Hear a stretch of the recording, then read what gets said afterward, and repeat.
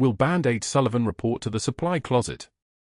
That's what the overhead paged at Seattle General, Raleigh, at 6:38 in the morning, her voice crackling through every corridor like a public execution. She didn't flinch. Brooke Sullivan stood at the med cart, fingers steady on the 4 tubing, and continued checking the sodium concentration on the infusion bag as if the hospital had just recited the weather.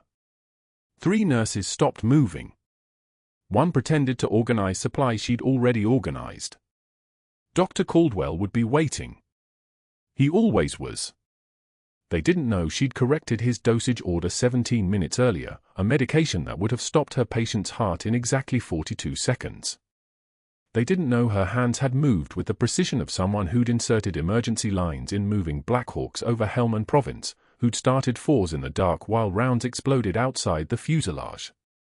They only saw the quiet nurse in the faded scrubs, the one who kept her head down during rounds, the one who absorbed his contempt like it was part of her shift. Brooke set down the tubing. Turned. Walked. The ICU at Seattle General hummed with the mechanical respiration of 8 patients, each one tethered to monitors that beeped in steady, hypnotic rhythm. The fluorescent lights overhead buzzed like an insect trapped in a lamp, that familiar buzzing that never quite stopped once you heard it. Antiseptic burned the inside of her nose, that chemical smell that seeped into your scrubs after enough years and never quite washed out. The ventilators wheezed their mechanical rhythm, keeping the fragile alive at 6 in the morning when the world still belonged to the broken. She'd been at Seattle General for 7 years. Before that, she'd been somewhere else.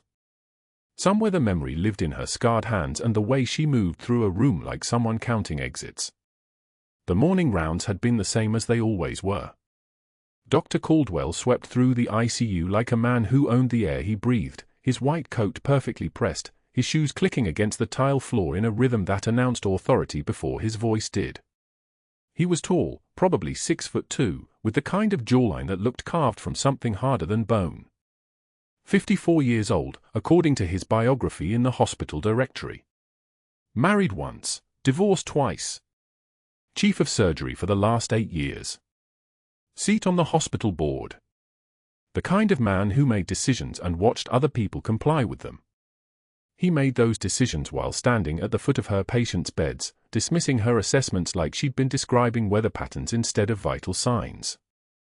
The Morrison admission shows no improvement in neurology, he'd said, glancing at the chart without really reading it. Your observation? She'd measured her words. Careful. Deferential. The way she'd learned to speak before she learned how to break a man's collarbone with her bare hands. Left hemisphere stroke, approximately 8 hours pre-admission. Swelling is still progressing. We need to monitor his speech comprehension closely. The next 4 hours are critical. Dr. Caldwell had closed the chart without looking at her. Thank you for that assessment, Brooke. Very thorough. The pause before thorough was the thing. He'd learned her tell 7 years ago.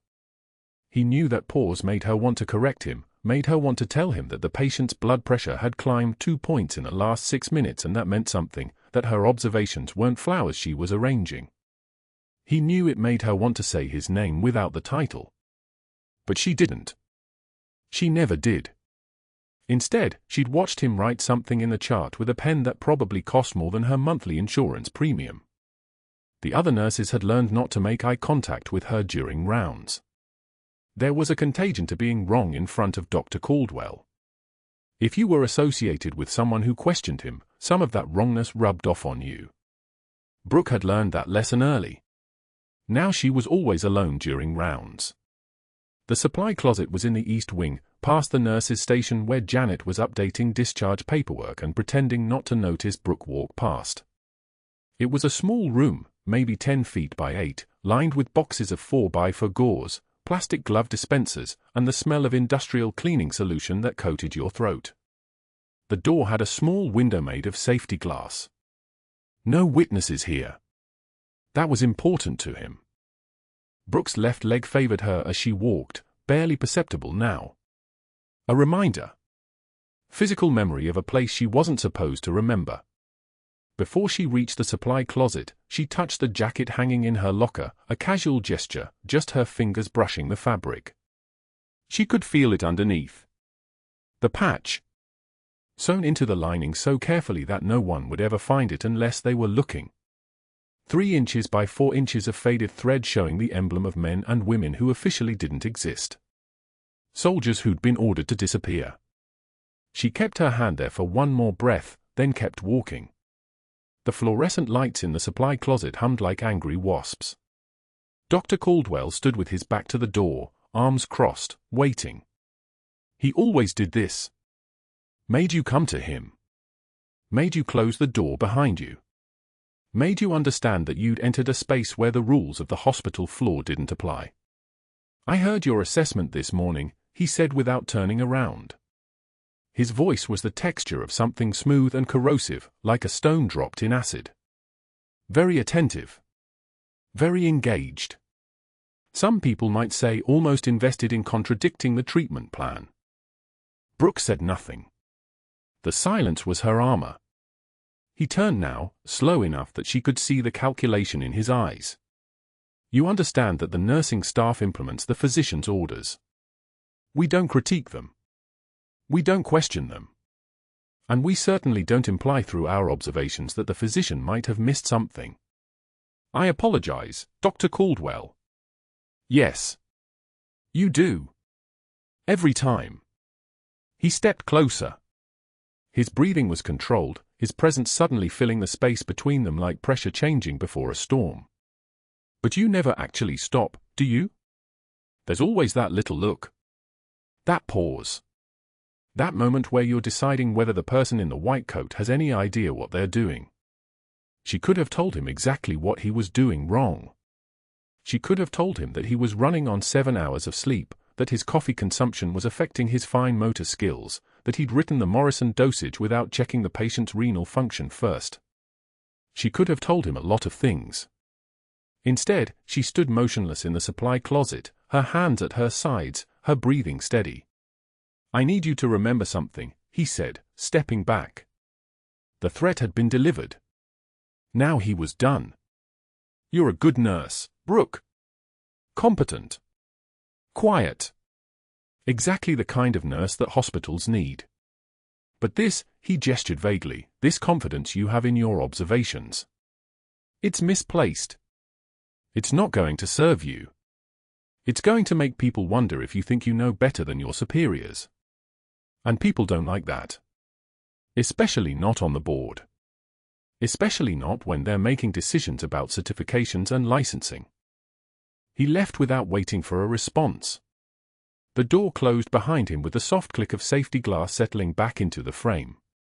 Brooke stood in the supply closet for 4 more breaths, then walked back to the ICU. No one looked at her. Janet had retreated to her paperwork. The other nurses were suddenly very focused on their med carts. This was the weight of being corrected. This was the cost of existing somewhere between visibility and erasure. Room 407 was in the corner, the one with the best light and the quietest monitor. That's where they put the stroke patients, the ones still fighting their way back to consciousness. Colonel Morrison had arrived at 3 in the morning, transported from a regional hospital after his CT showed a left hemisphere stroke spreading like spilled coffee. 71 years old. Divorced. 3 adult children who'd called every hour until Dr. Caldwell had finally told them to check back after noon. Brooke pushed the med cart to room 407 and paused at the threshold. The first time she'd seen him, she was 26 years old and wearing a uniform that had been burned at the edges. The second time, she was 27, standing in front of a general court-martial in a room with no windows in Helmand Province. The third time was now, 14 years later, and his eyes were closed. Her hand started shaking. She stopped the shaking through sheer force of will, the same will that had kept her breathing when her unit was taking fire from 3 angles, the same will that had kept her hand steady during a field thoracotomy with a combat knife and nothing else. The tremor stopped. The composure returned. She was just a nurse checking in 4 in room 407. There was nothing remarkable happening here. There was nothing in her memory that mattered anymore. Colonel Morrison was unconscious, his left side slack from the stroke. His hair had turned completely grey since Helmand. He had scars on his neck that hadn't been there before. His breathing was shallow but steady, monitored by the machines that kept him tethered to consciousness. Brooke changed his bag with hands that refused to betray her. The sodium concentration was fine. His vitals were stable. His neurological status was improving, very slightly, degree by degree.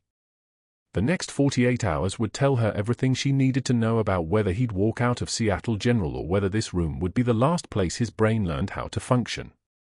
She finished with the 4 and stepped back. Colonel Morrison didn't move. He was suspended in the space between the person he'd been and the person he might become, and he had no idea that the woman standing over him was someone he'd tried to erase.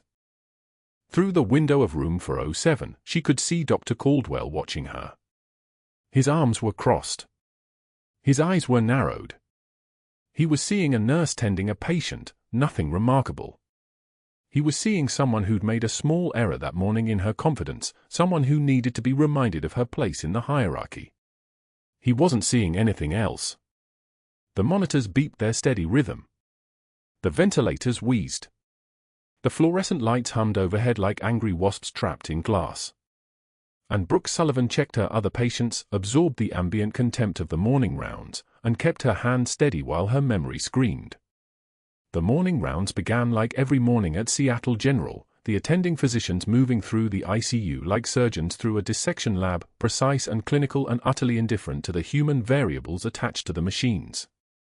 Brooke moved 3 steps behind Dr. Caldwell, tablet in hand, watching his eyes skim patient charts without reading them. Room 401, septic shock from aspiration pneumonia. Room 403, postoperative day 2, femoral bypass.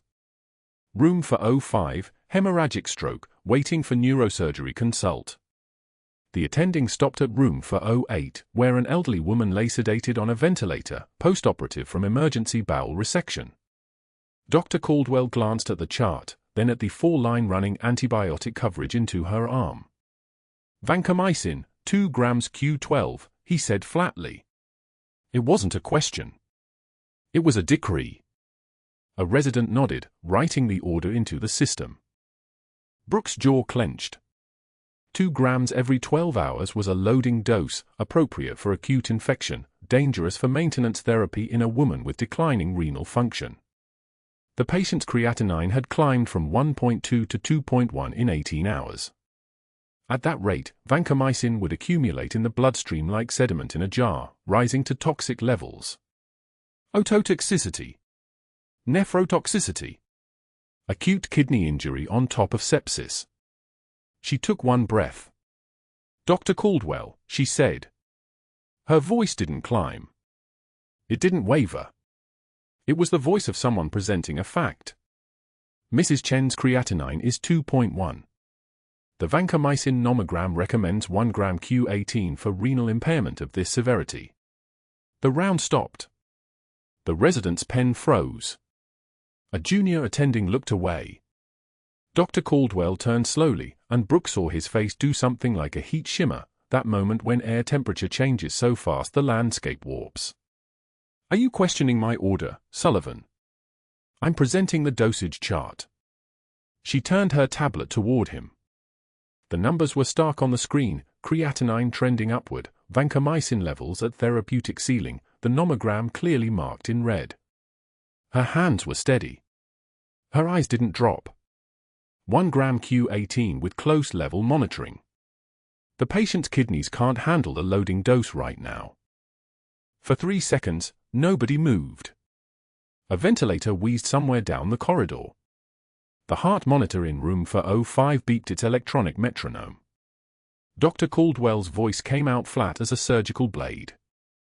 I'll revise the order. Now, if there are no other corrections from the nursing staff, we can continue. The round resumed. Room 410. Room 412. The residents scribbled their notes. The pharmaceutical technician flagged the revised vancomycin dose. By the time rounds ended, the moment had passed, except it hadn't. Not really. Brooke could read what was happening behind his eyes the way she read vital signs. She had corrected him. In front of 7 people. With evidence. The door to his office was going to close before lunch. She was checking vital signs on her 6 other patients when the overhead speaker crackled.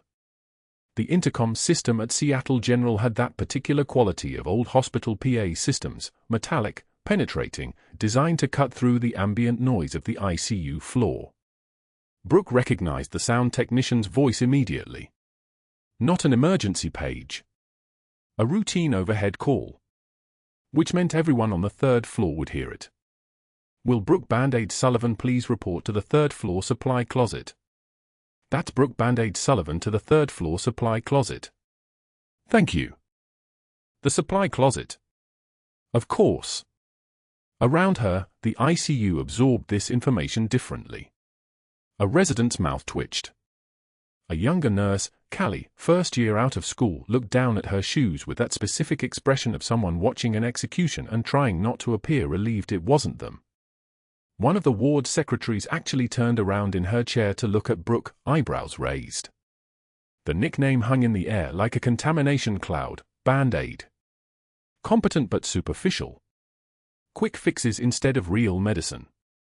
It was the kind of name that, once attached, stuck to skin like a parasite. Brooke set down her clipboard on the medication cart.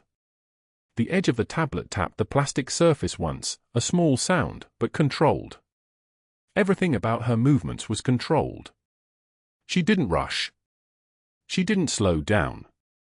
She walked toward the stairwell at her normal pace, shoulders level, eyes forward. The supply closet was in the oldest section of the hospital, where the fluorescent tubes buzzed like insects behind plastic covers that hadn't been cleaned in 3 years. Shelves lined the walls, for bags in clear plastic sleeves, endotracheal tubes organized by size, boxes of sterile gloves stacked like ammunition. The space was maybe 8 feet by 10, designed to be efficient, not comfortable.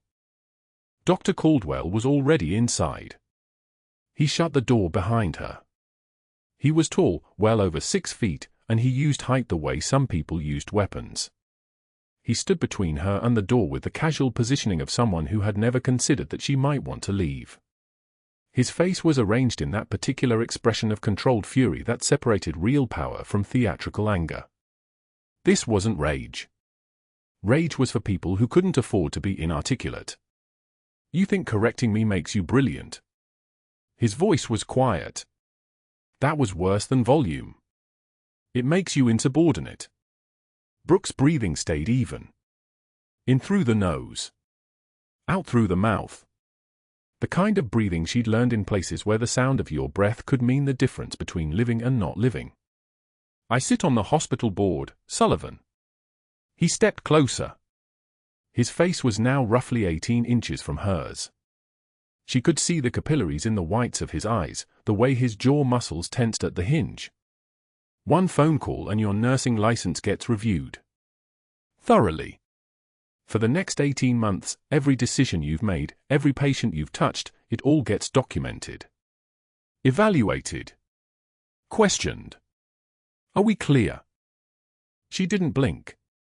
She held his gaze the way she held lines in an active emergency, with complete attention and absolutely no emotion visible on the surface.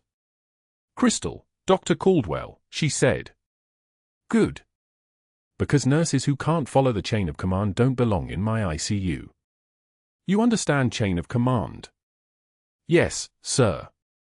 His eyes narrowed at the sir. But he nodded, satisfied. He reached for the door and pulled it open, the hinges creaking like bones.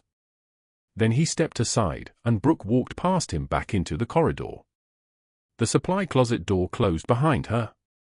She made it to the stairwell, 2 doors down, around a corner, where the foot traffic was lighter, before the first tear slipped down her cheek. She stopped walking. Waited. 1 tear only. She wiped it away with her thumb, her hand steady enough to perform surgery with, and then she continued down the stairs. But that wasn't the worst part. The parking lot at Seattle General was laid out in a specific geography of hierarchy. Physicians parked closest to the entrance. Advanced practitioners next. Nurses and support staff occupied the outer rings, their cars baking under the North Carolina sun like offerings to indifference. Shift change happened at 7 in the evening, when the day crew was leaving and the night crew was arriving, and that meant the parking lot was a crossing point, a place where different shifts and hierarchies converged in the space between car doors and the hospital entrance. Brooke arrived for her next shift at 6:45 p.m. 12 staff members were scattered across the lot in that liminal space, some heading to cars, some heading into the building, some just standing and talking because they worked in an ICU, and the moment you stopped moving was the moment you acknowledged exhaustion. The air smelled like hot asphalt and someone's car air freshener and the particular staleness that comes from industrial-level parking lot heat. Dr. Caldwell was standing by his car, a silver Mercedes sedan with tinted windows, the kind of vehicle that announced its own importance. He saw her the moment she entered the lot. "Sullivan," he called out. Not loudly. Conversationally. The kind of voice that makes everyone within earshot turn toward the sound. "Can I have a word?" She walked toward him.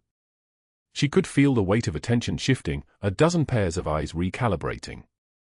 Whatever was about to happen, it would happen in the open. Dr. Caldwell never took confrontations behind closed doors twice in a row. Variation was part of the architecture. When she reached him, he didn't step closer. He maintained professional distance while somehow making that distance feel like a weapon. "You're no longer charge nurse," he said. His voice carried across the parking lot the way voices carry when they're designed to. "Effective immediately.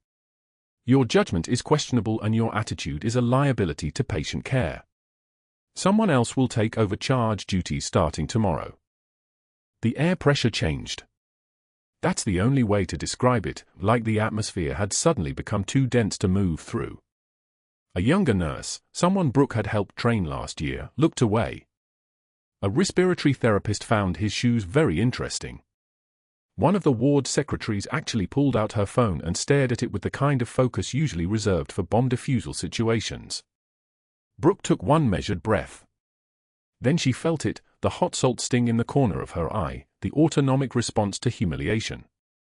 A tear formed, just one, singular, specific, and she reached up and wiped it away before it could travel more than a millimeter down her cheek. Her hand moved across her face like she was removing a speck of dust. Efficient. Clinical. No pause in her composure, no hitch in her breathing. She looked directly at Dr. Caldwell, and when she spoke, her voice didn't waver. "You can change my title, Dr. Caldwell, but you can't change what I know." She turned and walked past him toward the hospital entrance.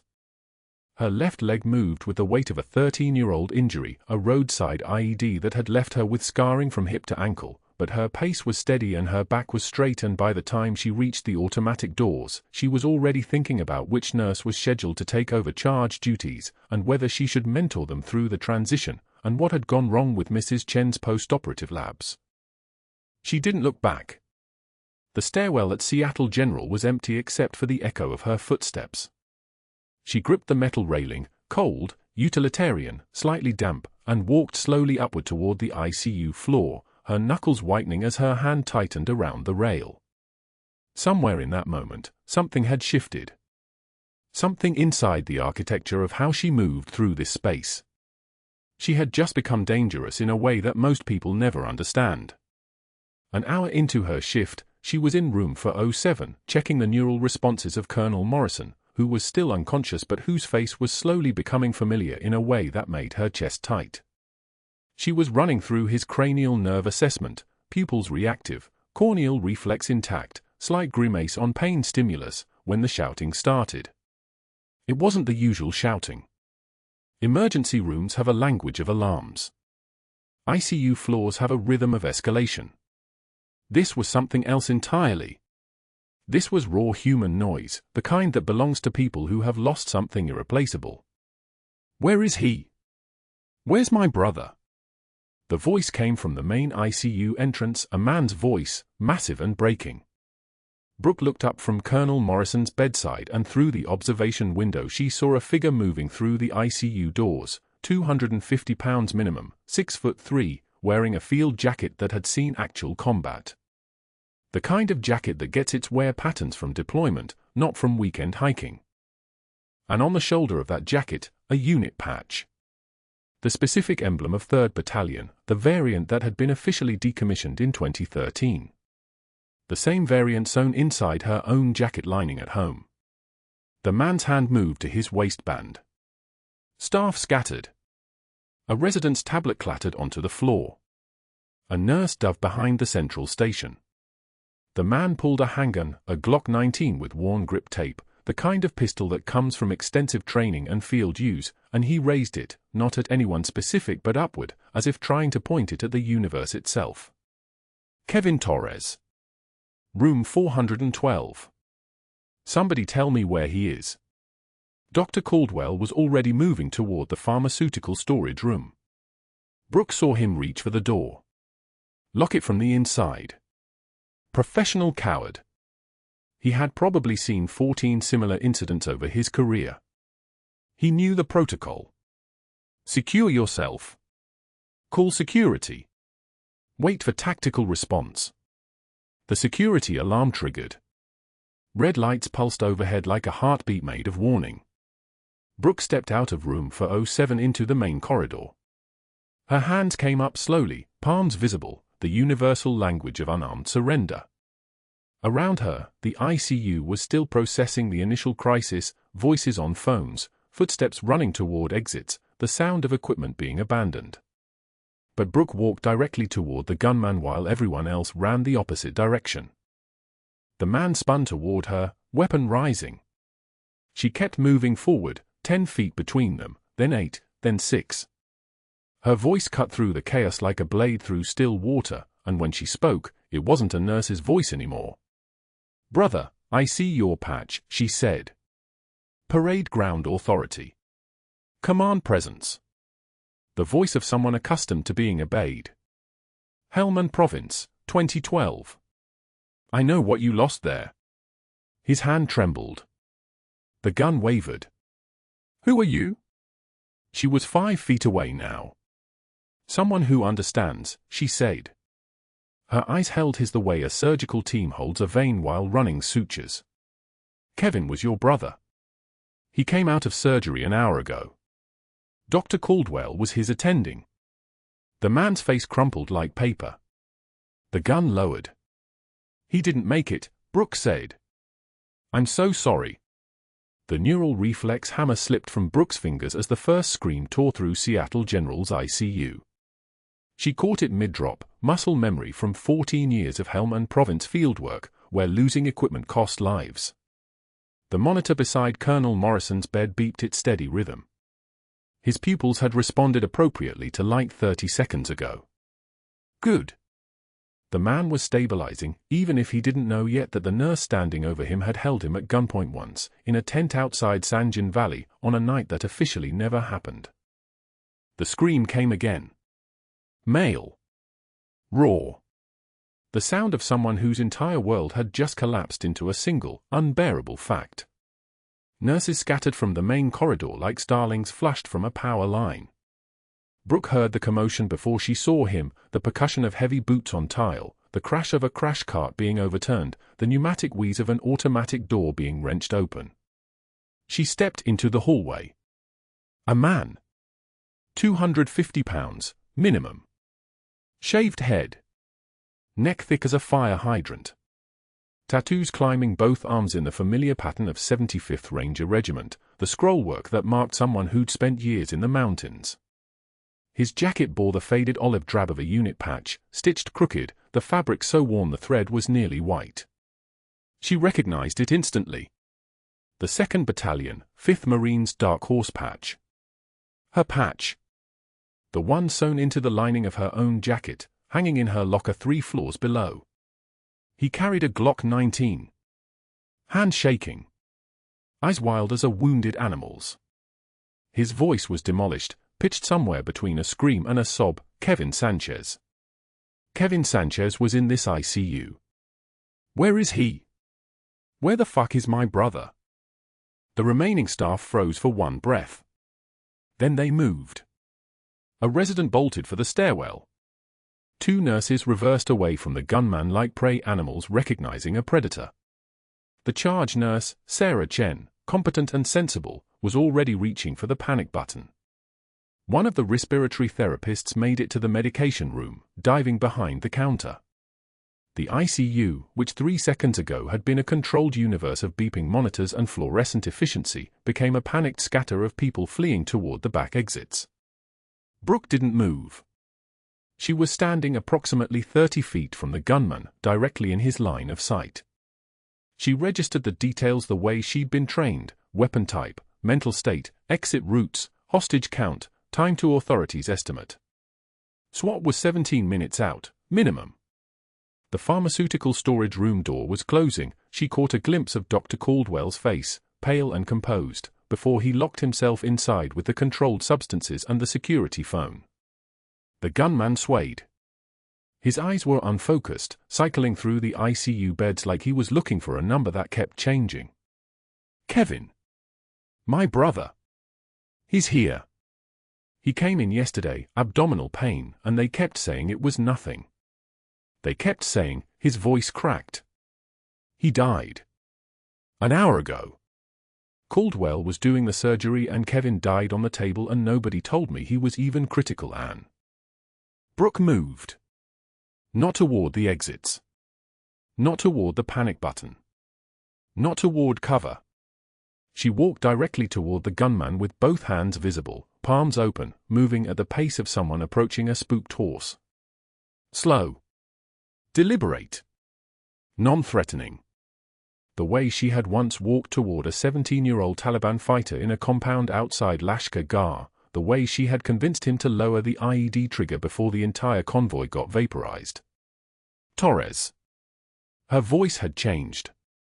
The soft, deferential tone she'd used with Dr. Caldwell, the mask she'd been wearing like a glove, dropped away. What emerged was lower, harder, shaped by a decade of command authority. A voice that had ordered men into fire and had them trust her with their lives. Torres, stop. The gunman's head snapped toward her. His pupils dilated. The weapon lifted, not quite level but certainly dangerous. You. Step back. I don't know who you are. This isn't about you. She was 12 feet away now. 10. The distance closed with each measured step. My name is Brooke. I'm a nurse here. And I served in Helmand Province. I know what you're carrying. His eye seized on her for a long moment. Processing. Questioning. The gun dipped slightly. You're lying. Your jacket. She nodded toward the faded patch. Dark Horse, 2nd Battalion. I know that unit. I know Sanjan Valley. I know what it means to leave brothers behind. She was moving still, slowly, her hands still visible. The security officers were probably en route from the main floor. The Philadelphia Police Department Special Weapons and Tactics team was calling ahead to clear traffic. But there were 3 minutes, maybe 4, before trained shooters filled this hallway with rounds that wouldn't distinguish between the gunman and the woman walking toward him. You can't know. His voice was breaking. You can't fucking know what this feels like. I know. 7 feet now. She could see the whites of his eyes. She could smell the copper and salt of his sweat, the faint chemical trace of gun oil and something else, despair, the particular scent of someone who'd survived everything his body could endure only to have his heart cut out anyway. I know because I've held brothers who were bleeding out. I've made calls that meant someone's mother wasn't going to get a phone call from their son ever again. I know the weight of it. Torres, your brother fought hard. Dr. Caldwell performed the surgery. But your brother's body is still here. You can see him. You can honor him properly. But first. She switched languages.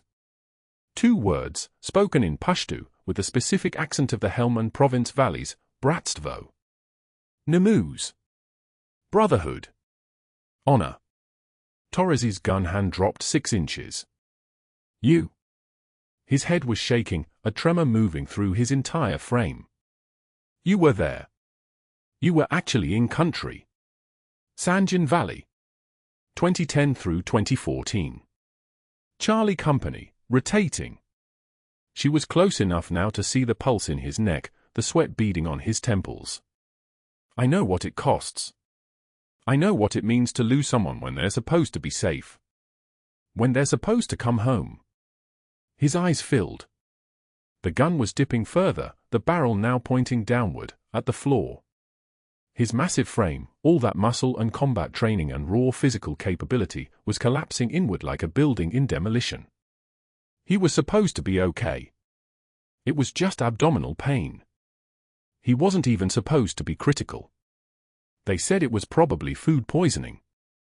Caldwell said, he said Kevin was probably just anxious. Let me help you carry this.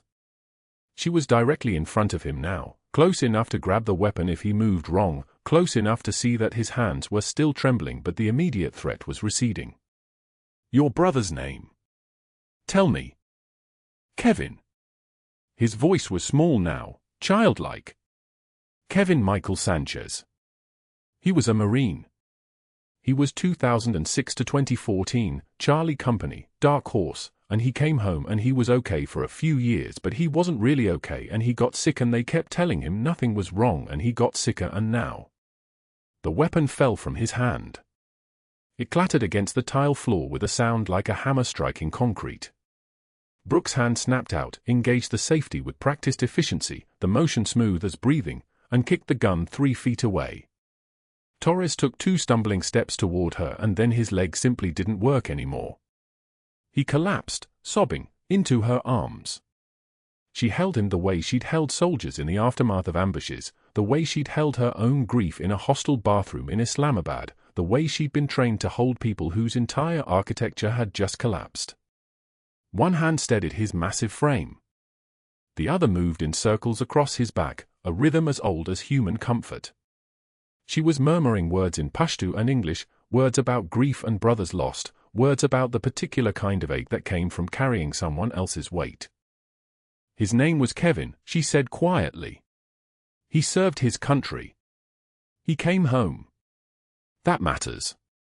That will always matter. That nobody can take from you. Torres was crying the way soldiers cry, the full body, breath-stealing kind of crying that happens only when the last barrier breaks. She let him. She held him.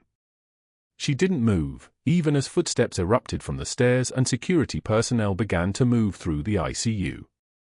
5 minutes later, Torres was on his knees, still in her arms, still sobbing, when the pharmaceutical storage room door cracked open. Dr. Caldwell emerged. His face was flushed the color of raw beef. His phone was already to his ear. He surveyed the scene for approximately 2 seconds, the fallen weapon, the armed gunman cradled against the nurse's chest, the paramedics beginning to understand that this wasn't an active shooter situation, and his expression shifted into something that looked almost like calculation. Get her away from him. His voice cut across the ICU like a surgical blade. She engaged the threat. She violated every protocol on this floor. She endangered every patient in this unit by approaching an armed suspect. He was already dialing, his fingers moving with the precision of someone making a call to someone who picked up on the first ring. Yes, Gerald. Dr. Caldwell. We've had a critical incident. A nurse here violated direct safety protocols and I need her removed from the floor before she causes any more damage. Her name is Brooke Sullivan.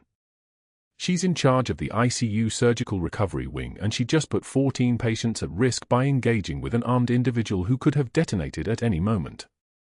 Yes. I'm calling to document this formally, before she can spin the narrative. Brooke didn't look at him. She stayed exactly where she was, holding Torres, murmuring to him in Pashto, giving the armed man's trembling frame the weight of her attention while Dr. Caldwell stood 3 feet away, constructing her termination with the precision of someone who had orchestrated a dozen such moves before. But Torres heard. Torres lifted his head, still trembling, still broken, and looked directly at Dr. Caldwell. That woman, he said, his voice wrecked but clear, just saved my life. I came in here with a loaded weapon and murderous intent and she talked me down when all of you cowards locked yourselves in rooms. She is not the problem here. Caldwell's phone was already on the next call. Security moved fast once Brooke lowered the gun. Not rough. Not the way they'd been trained to move when dealing with threats. She'd quietly told them beforehand, while Torres was still gripping the weapon like a man drowning, treat him like a soldier. Not a suspect. The security officers, one of them a Gulf War vet who recognized the unit patch on Torres's jacket before Brooke did, shifted their approach mid-stride. They approached with hands visible, voices level, the way you move toward someone who's already broken. Torres let the gun fall. It clattered on the tile floor with a sound like a judge's gavel. They guided him down, seated, breathing, still sobbing but alive. Still human. Still salvageable. Brooke stood slowly, knees stiff from kneeling on cold hospital tile for 14 minutes. Her scrubs were soaked with Torres's grief. The fluorescent ceiling light seemed too bright now, washing out color, turning everything clinical and harsh. She turned to move back to room 407, back to her patients, back to the work that was still waiting. That's when she saw Dr. Caldwell. He stood 10 feet away, blocking the corridor, his arm extended toward the security director. His other hand held his phone. His face had the color of a man who'd just crawled out of a pharmaceutical storage closet after locking himself inside during a crisis. Which was exactly what he'd done. Her actions were reckless, Caldwell said, his voice not shaking but sharp, cutting. She approached an armed hostile without training. Without authorization. How does a nurse have those skills? He stepped closer, eyes narrowing. What isn't she telling us? The security director, a woman named Margaret Chen who'd worked at Seattle General for 19 years and had seen a lot of things but not many that looked like this, glanced between Caldwell and Brooke with the expression of someone watching a game played by rules she didn't understand. Brooke didn't answer. She moved toward the medication station to wash the blood off her hands, and Caldwell moved with her, a predator-matching prey movement. She's a liability, he continued, speaking not to Brooke but to Chen, as if Brooke had already become irrelevant. I want her badge. Now. Dr. Caldwell, she just prevented a fatality situation, Chen said quietly. She de-escalated. By engaging the threat directly. By revealing a level of tactical knowledge no ICU nurse should possess. His voice dropped, which was somehow worse than if he'd shouted. I'm raising questions about her background. Her credibility. Whether she's even who she claims to be. Brooke's hand stilled under the running water. The soap was antiseptic, the kind that smelled like hospitals and erasure. She'd heard those words before, not who she claims to be, in different contexts, different rooms, different wars. She knew what came next. She'd always known what came next. Within 30 minutes, she was in HR. The office was on the 3rd floor, with a window overlooking the employee parking lot where rain had started falling. The HR director, kind woman, name tag said Patricia Morales, probably in her 50s, with the exhausted expression of someone who'd filed too many termination papers and felt guilty about every one, slid the paperwork across the desk. Brooke didn't need to read it. She could see the title from where she stood, Notice of Immediate Termination. Dr. Caldwell cited protocol violations, Patricia said, pain in her voice like a wound that wouldn't close. He mentioned his board connections. His concerns about your background. He's requested an expedited review of your personnel file. Patricia's hands were shaking slightly. I'm sorry, Brooke. My hands are tied here. Dr. Caldwell stood in the corner behind Patricia's desk, arms crossed, watching like a man who'd already won and was simply enjoying the cleanup. He had his phone in his hand, which meant he was already on to the next call, the next pressure point, the next institution to bend. Pack your belongings, Patricia said quietly. You're done. Effective immediately. Brooke signed the papers without reading them. One measured breath. Clean and controlled. A single tear escaped, just one, clean and precise as a surgical cut, and she wiped it away without breaking eye contact with Patricia. She said nothing. Silence was a weapon too.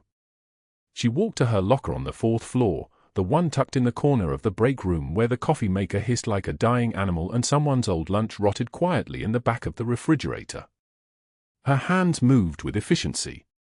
Everything she owned fit in one cardboard box. A cracked mug that read "World's Okayest Nurse" in faded letters, a gift from Torres last Christmas, back when she was just another nurse, back when her hands didn't carry classified weight.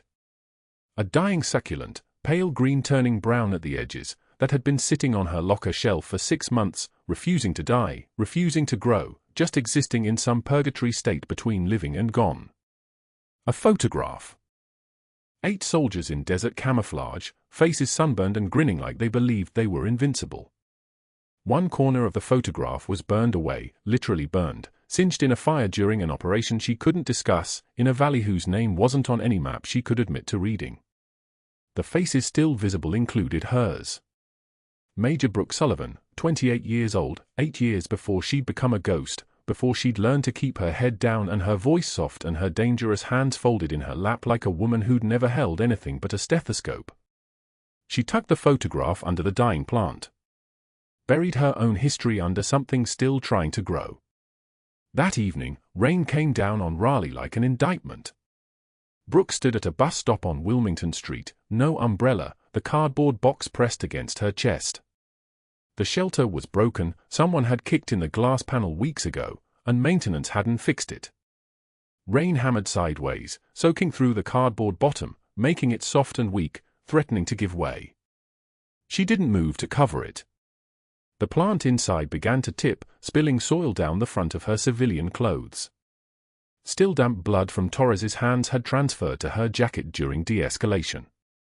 Now rain was mixing with soil and old blood and the fading scent of antiseptic from her last day at Seattle General. Headlights splashed past in the dark. A bus pulled up, hydraulics hissing like steam escaping. The doors opened. Warm light spilled out onto the wet pavement.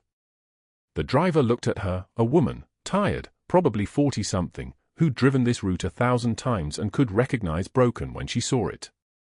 Brooke didn't board. The doors closed. The bus pulled away, taillights disappearing into rain and darkness. She stood alone at the shelter, the cardboard box coming apart in her hands, watching the red lights fade. This was rock bottom. This was the point where people called family, or lawyers, or somewhere safe.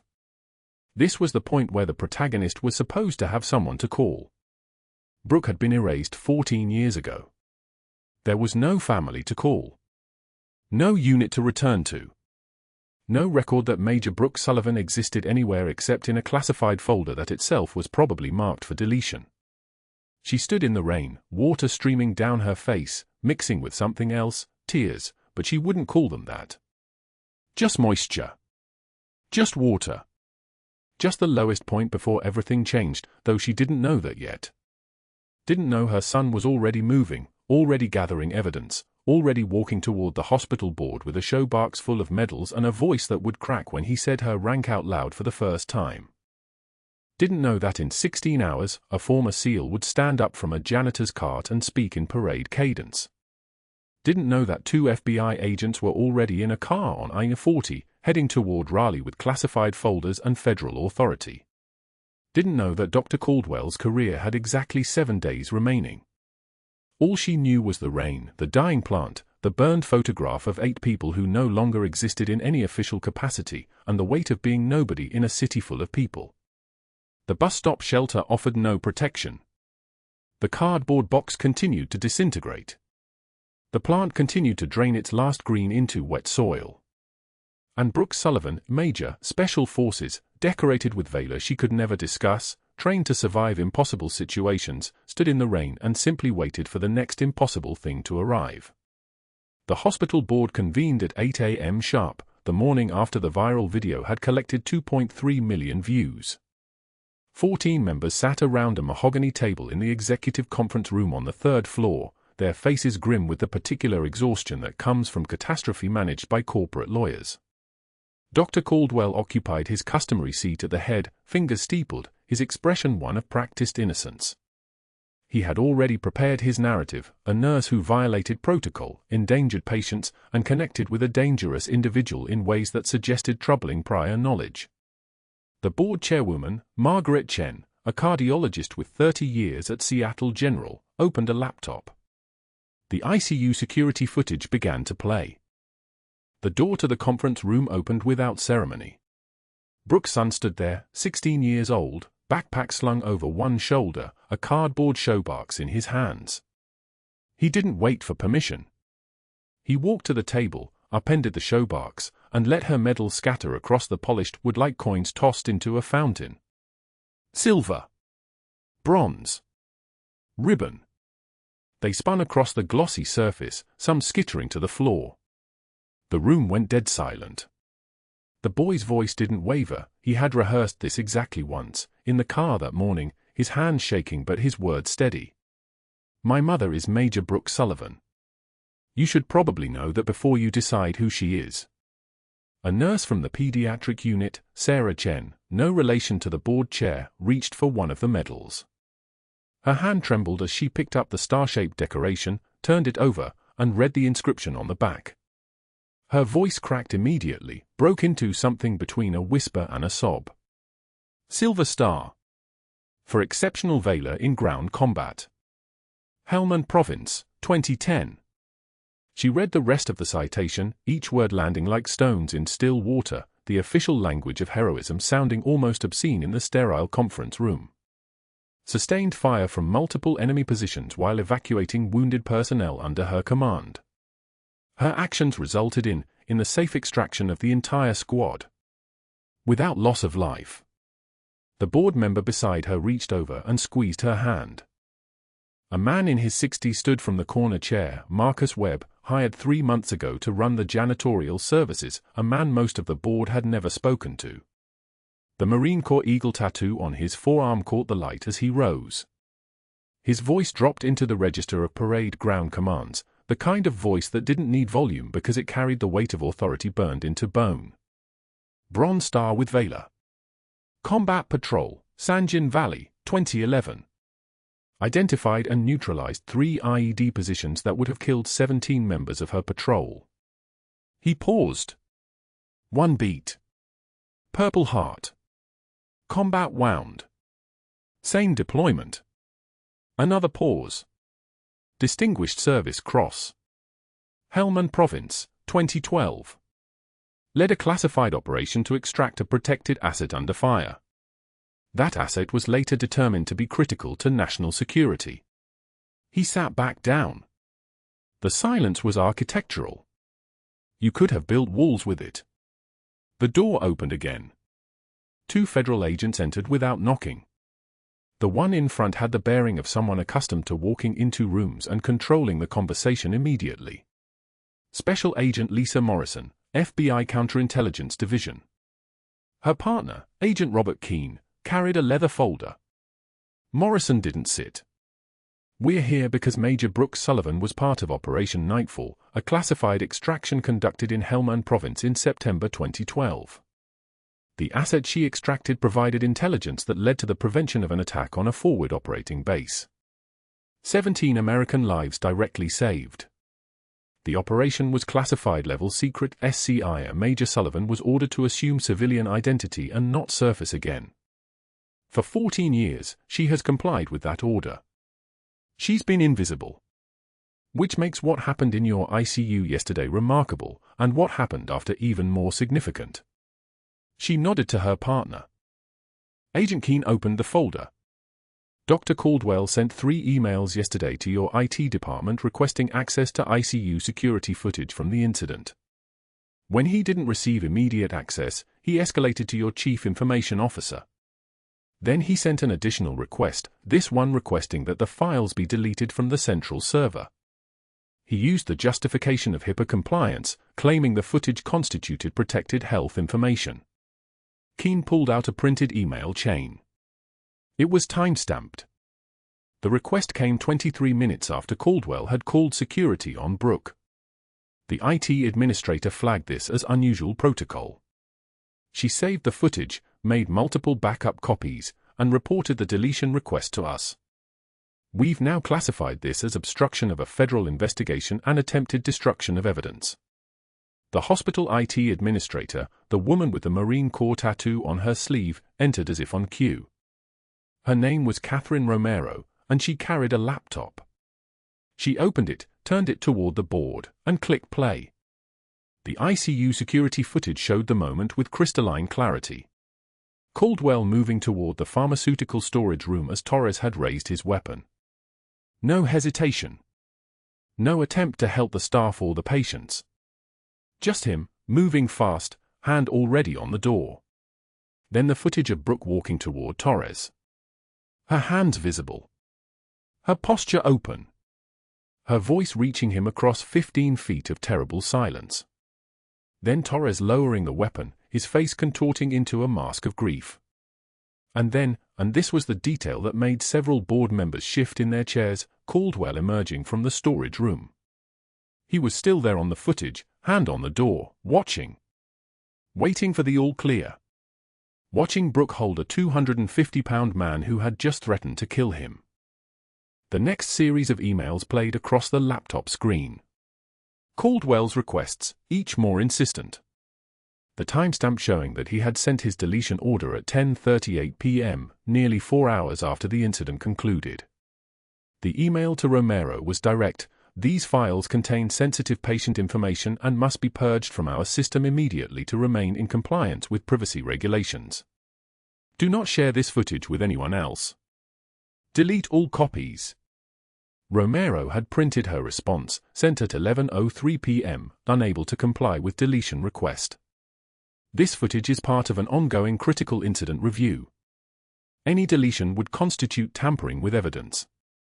I have preserved all files and am reporting this request to federal authorities for legal review.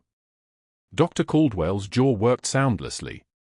His hand knocked his water glass off the table. It didn't break, but it rolled across the polished floor with a sound like a tiny warning bell. When he spoke, his voice had changed. It wasn't the commanding baritone from the ICU. It was thinner, higher, threaded with something that might have been panic. Those regulations are legitimate. Patient privacy is, a board member cut him off. You hid in a storage room while your staff was in danger. One of them, a nurse you had been systematically humiliating, faced down an armed man alone. You did nothing to help. Then you tried to destroy the evidence that proved it. Another board member stood. You hid. And then you tried to bury her for being brave. The silence stretched. Caldwell opened his mouth again, but Margaret Chen spoke first. Dr. Caldwell, effective immediately, you are suspended pending a full investigation by the State Medical Board, this hospital's Ethics Committee, and the FBI. Security will escort you from the building. Don't speak to anyone else. You'll have an opportunity to provide your statement to legal counsel. 2 security officers had appeared in the doorway before she finished speaking. They didn't touch him. They just stood there, patient, wearing the particular expression of people who had done this before. Caldwell stood slowly, his face the color of old bone. He looked at the scattered medals, at the boy still standing by the table, at Agent Morrison. He looked at Romero. Then he looked at Brooke's son. For just a moment, his expression shifted, not to anger, but to something closer to understanding. Understanding that he had miscalculated. That the small, quiet nurse he had tried to break had been unbreakable not because of some personal strength, but because she had already survived things he couldn't fathom. And that had made her more dangerous than he had ever been. He picked up his briefcase.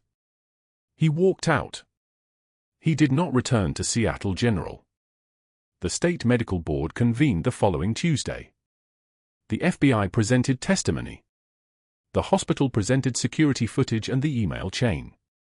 The prosecutor presented 4 separate violations of medical board regulations, including the attempt to obstruct a federal investigation. The board voted to revoke Dr. Caldwell's medical license within the week. He surrendered his credentials on a Thursday afternoon. By Friday, he had been administratively separated from Seattle General. By the following Monday, he was applying for positions in pharmaceutical sales and medical insurance, fields where his credentials weren't relevant, where his background check would have to be reviewed carefully, where his new identity would precede him like a shadow. 6 months later, Brooke's son received a text from his friend Marcus, the same friend who had spotted the Instagram post of their former tormentor at a strip mall outside Raleigh. He sent a photo. Brooke stared at it for a long moment. Dr. Caldwell at a folding table, alone, with a crooked nameplate reading Caldwell Insurance Services. His tie was stained. His expression was the expression of a man calculating how many days until his next paycheck. The photograph was timestamped 2:44 p.m. on a Wednesday. It looked like a Tuesday. Actually, the light looked like a Tuesday in summer, harsh and unforgiving.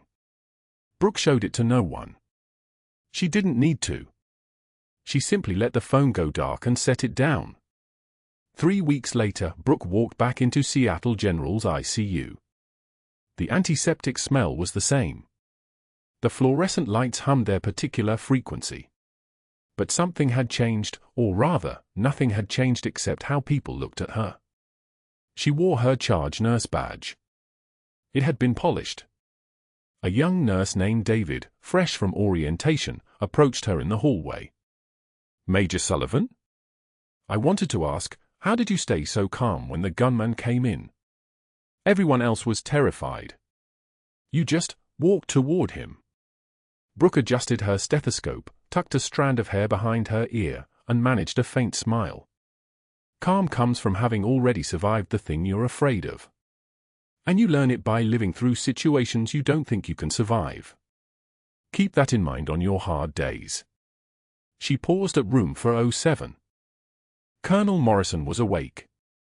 His physical therapy had progressed through the week, his hand coordination was improving, his speech returning in halting syllables. When he saw Brooke, something crossed his face. Recognition. Realization. The slow, terrible understanding of what his court-martial 14 years ago had cost her. His right hand trembled as it rose, just slightly, into the salute position. Not formal. Just the gesture of acknowledgement that passes between soldiers. The salute of someone saying I was wrong. Brooke returned it with quiet dignity, her hand steady, her fingers held at a precise angle, the gesture she had earned through sweat and blood and survival. She entered his room to check his vitals, and Colonel Morrison managed 3 words, I was wrong. Brooke adjusted his line, her voice soft, the voice of someone who had learned forgiveness before she had learned anything else. You did what you were ordered to do, sir. Same as me. He gripped her hand with surprising strength. She let him hold it. Her son waited by the nurse's station later that shift, backpack slung over one shoulder. He handed her a coffee, black, the way she liked it. You okay, Mom? She looked around the ICU, at the monitors beeping their steady rhythms, at the staff members nodding to her as they passed, at the place that had tried to break her and could not. Yeah. I'm okay. She turned and headed toward the break room. On the dry erase board above the sink, someone had written in blue marker, true class is what you do when the lights go out. Brooke stared at it for a moment. Then she allowed herself the smallest smile, barely there, barely visible, but real. She erased the message, picked up the blue marker, and wrote it again in her own handwriting. Then she returned to the ICU and picked up her next chart. If you or someone you know has faced discrimination after speaking up or witnessed bravery in unexpected places, tell us your story in the comments below. And if you want to hear more about nurses, heroes, and the extraordinary people who save lives when the rest of us are hiding, subscribe to the channel and hit the notification bell. We'll be right here with another story next week.